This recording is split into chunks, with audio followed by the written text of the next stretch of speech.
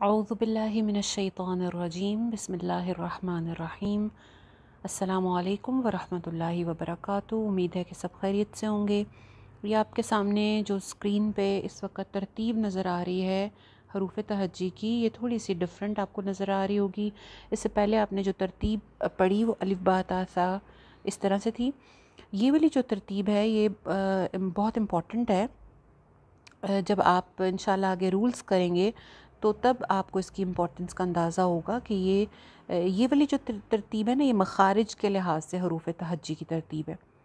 यानी आखिरी मखरज से शुरू होके और स्टार्टिंग की तरफ, यानी ये मुंह की तरफ जो है वो उसका एंड हो रहा है, तो ये उस तरतीब के लिहाज से मखारिज की तरतीब के लिहाज से ये आपको नज़र आ रहा होगा। सबसे पहले हरूफ हल्की नज़र आ रहे हैं। हलक से यानी कि हमारा जो आखिरी मखरज है ना वो हलक है ना, हलक से शुरू होता है और ऊपर मुंह की जानिब होंठों की तरफ जो है वो एंड हो जाता है।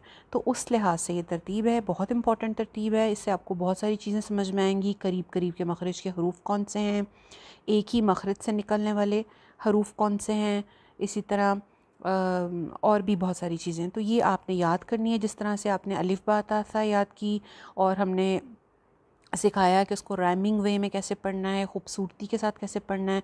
बिल्कुल उसी तरह आपने इस तरतीब को भी याद करना है, इस तरतीब को भी ख़ूबसूरती से पढ़ना है। ठीक है, चलें देख लेते हैं। सबसे पहले आपको नज़र आ रहा होगा सब ऊपर हमज़ा हा, आइन हा, गैन खौ, ये जो छः हैं आपको सेट्स नज़र आ रहे होंगे, ब्रैकेट्स कह लें या बॉक्सेस कह लें। ये जो एक बॉक्स के अंदर जो लेटर्स नज़र आ रहे हैं वो एक ही मखरज से निकलने वाले हैं, यानी एक ही जगह से निकलते हैं। हमज़ा हा का मखरज एक ही है, हलक के नीचे वाला हिस्सा। आइन हा का मखरज एक ही है, हलक के दरमियान वाला हिस्सा। उसके बाद गैन और खौ जो है वो हलक के ऊपर वाला हिस्सा। तो ये एक एक ब्रैकेट आपको याद होती जाएगी और ये छः के छः जो हैं ये पूरा का पूरा हलक है। हमज़ा हा, आइन हा, गैन खौ, और इनको मिला के क्या कहते हैं, हरूफ हलकी, यानी हलक से निकलने वाले हरूफ छः हैं ये। ठीक है, उसके बाद आ जाता है कौफ का नंबर। हलक के बाद गले की तरफ आएँ तो सबसे पहले कौफ का मखरज है जो कि वो ऊपर कव्वे वाली जगह से लगता है। फिर उससे थोड़ा सा आगे मुंह की जानिब काफ है, तो कौफ काफ ये करीब करीब का मखरज हो गया। उसके बाद फिर आ जाता है जीम शीन या। जीम शीन या का मखरज भी एक ही है, ज़ुबान को दरमियान से उठाते हैं, ऊपर तालू की तरफ लगाते हैं तो वहाँ से जीम शीन और या निकलता है, तीनों का मखरज एक है। उसके बाद आ जाता है वॉद का नंबर।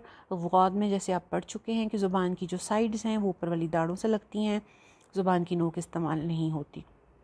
उसके बाद आ जाता है लाम नून रॉ। लाम 8 दांतों से ऊपर के, नून ऊपर के 6 दांतों से और रॉ ऊपर के 4 दांतों से। ये करीब करीब के मखरज से निकलते हैं, 8, 6 और 4।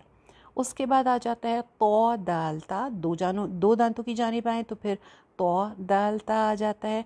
तो जो है ये मोटा हर्फ है, दाल और ता बारीक हैं, लेकिन तीनों का मखरज एक ही है, ऊपर वाले 2 दांतों की जड़।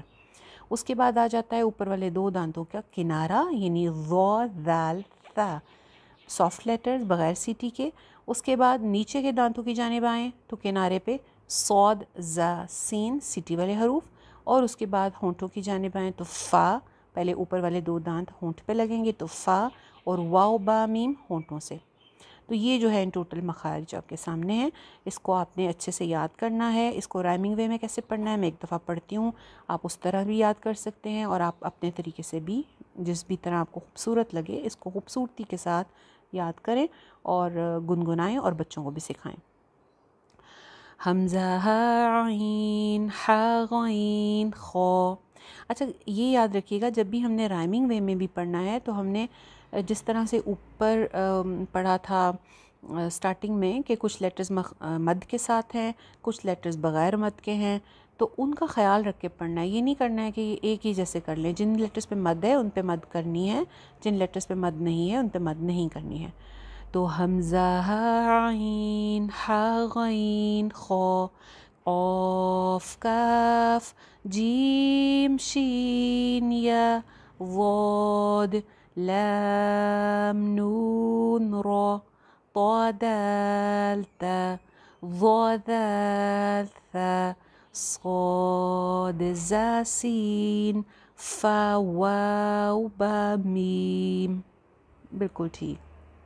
इसको प्रैक्टिस कीजिए, उसको याद कीजिए, और ये ब्रैकेट्स, ये सेट्स आपको अच्छे से याद होने चाहिए कि एक ही जगह से कौन से निकलते हैं, फिर करीब करीब से कौन से निकलते हैं, आगे पीछे आने वाले हरूफ कौन कौन से हैं। ये आपको तरतीब याद होनी चाहिए, ये आगे आपको बहुत आसानी देगी इंशाल्लाह। ठीक है जी, आज के लिए इतना काफ़ी है। अस्सलामु अलैकुम वरहमतुल्लाहि वबरकातुहू।